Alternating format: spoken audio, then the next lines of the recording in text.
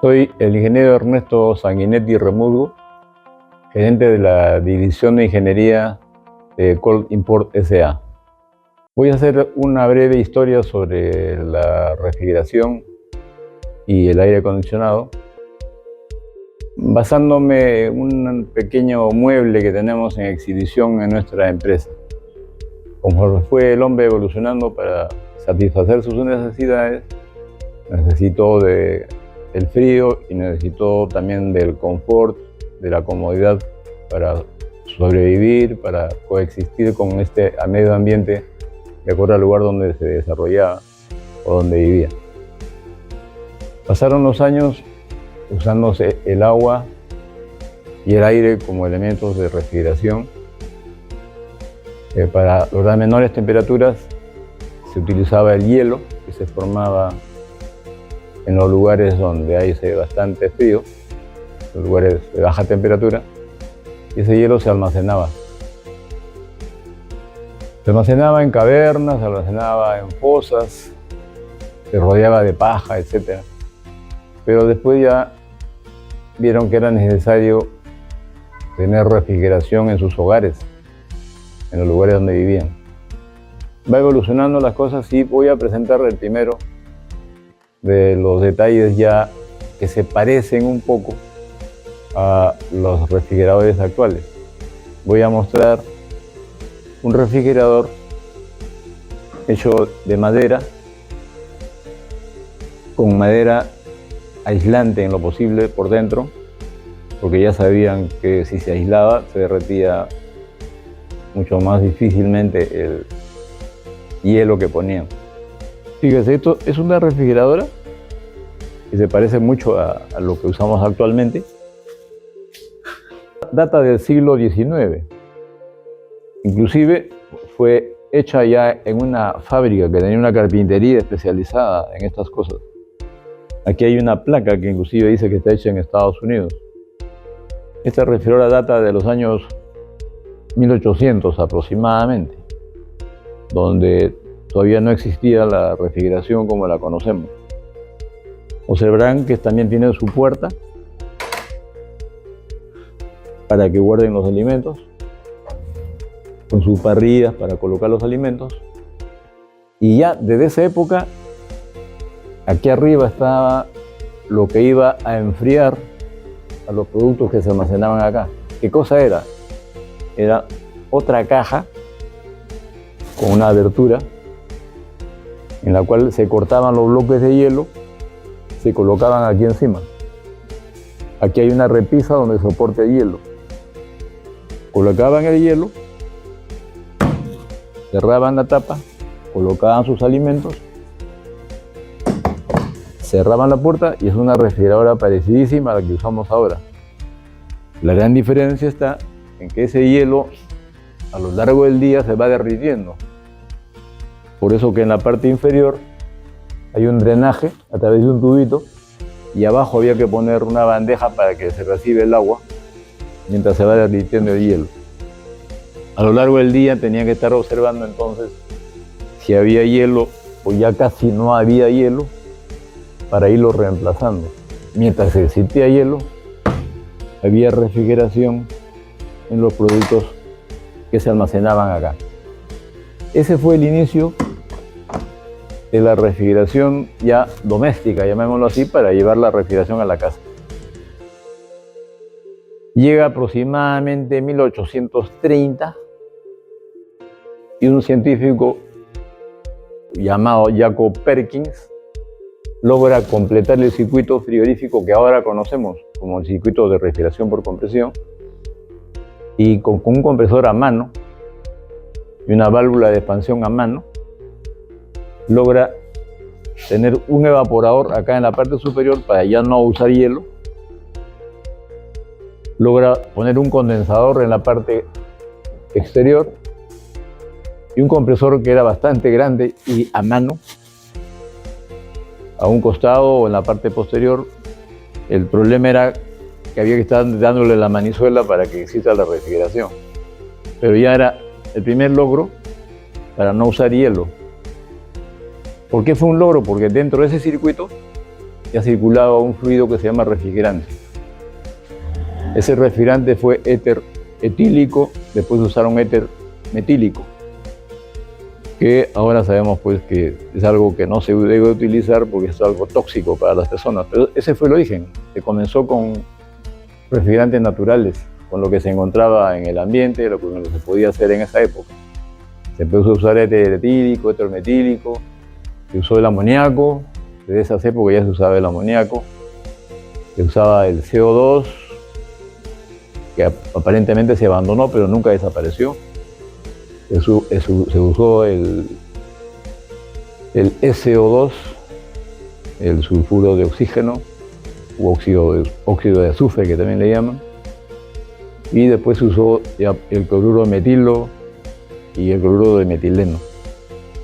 Y una serie, también llegaron a usar propano, o sea, ya usaban gases naturales en los primeros momentos.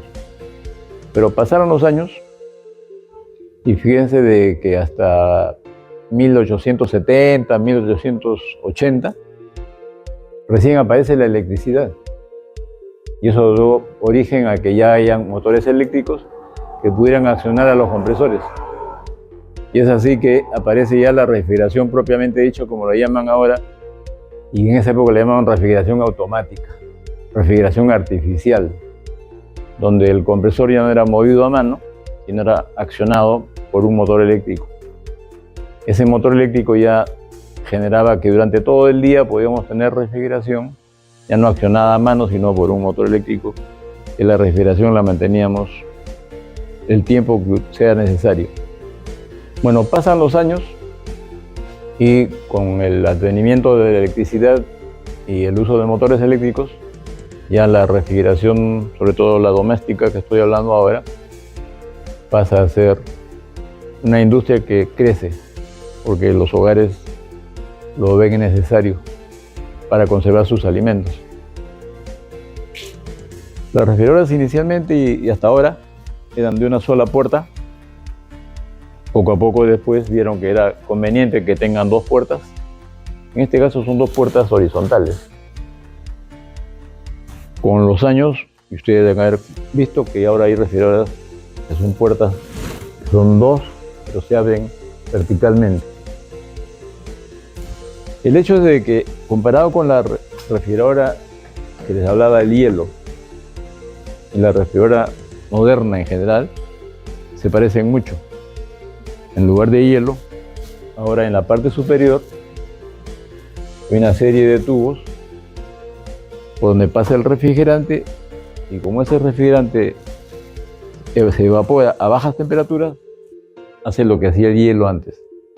Logra un ambiente muy frío. Hay refrigeradoras que llegan a menos 15, otras llegan a menos 20, otras llegan a 25 y hay muchas otras que llegan a menos 30. Esto va variando también con el diseño. Pero esta parte de aquí reemplaza el hielo que mostrábamos en esta refrigeradora que se usaba con hielo. Cuando es de una sola puerta, esta división no existe. Pero lo interesante para explicar por qué siempre arriba estaba el hielo y ahora hay un evaporador es porque hay convección natural. ¿Qué significa eso? El aire frío que está acá arriba, como tiene más densidad que el aire caliente, baja. Y conforme baja, va enfriando los alimentos. Como los alimentos le entregan calor a ese aire sube.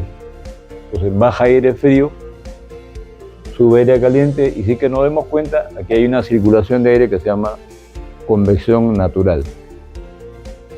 Puede ser de una puerta o dos puertas, pero ocurre lo mismo. Para mejorar en esta de dos puertas, además del evaporador que tiene unos tubos aquí arriba, le han agregado una plancha con tubos acá abajo.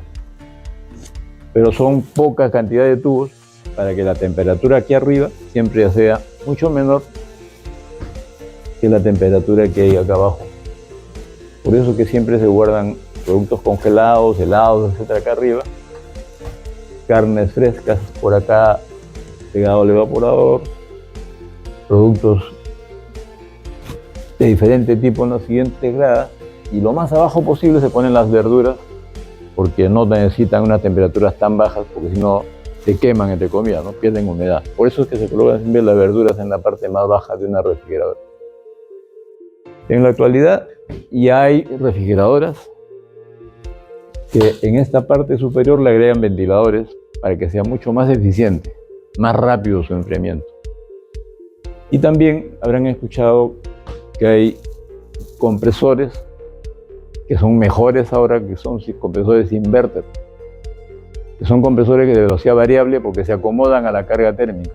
Entonces ya no consumen tanta energía eléctrica porque de acuerdo a la temperatura que tienen dentro del refrigerador y sensores, ese compresor baja su velocidad para consumir menos o sube su velocidad si abrimos la puerta o guardamos más productos, pero va fluctuando su consumo de corriente de acuerdo a la cantidad de productos y temperatura que hay dentro de ellos. En otras palabras, se acomoda a la carga térmica. Podemos ver también ahora en la parte posterior de este refrigerador los componentes. Así como expliqué que el evaporador está abriendo la puerta del refrigerador, que ahora lo vemos por la parte de atrás, hay refrigeradoras cuyo condensador, que es otro serpentín para que se condense el refrigerante, hay un serpentín que está en la parte posterior que se ve. En este caso tiene un serpentín que está detrás de esta plancha, no se ve, por eso que esta plancha es caliente, porque sirve de condensador, pero no lo vemos porque está detrás de esta plancha. O sea, hay de los dos tipos de refrigeradores, ¿no? Uno que tiene el serpentín escondido, que le llamamos, que está acá, todo esto está caliente, y hay otro que se ve el serpentín aquí. Entonces ya tenemos el evaporador dentro del mueble, el condensador, y el otro componente importante es el compresor, que está acá. Este compresor, pequeño ahora, porque antes eran compresores muy grandes, ahora cada vez se hace más pequeños para el caso de las refrigeradoras, y se completa el circuito con un tubo capilar que también está escondido, que va desde el final del condensador, se va al evaporador, vuelve a subir, se evapora el refrigerante y otra vez regresa al compresor. Entonces tenemos compresor, que está acá abajo, un condensador que calienta esta parte exterior, un tubo capilar pequeño, delgado, que conecta el condensador con el evaporador. Tenemos el evaporador que está dentro de la refrigeradora y otro tubo que lo regresa al compresor. Entonces son 4 componentes que lo tenemos en la refrigeradora, lo tenemos en cualquier sistema frigorífico, que son compresor, condensador, dispositivo de expansión y evaporador.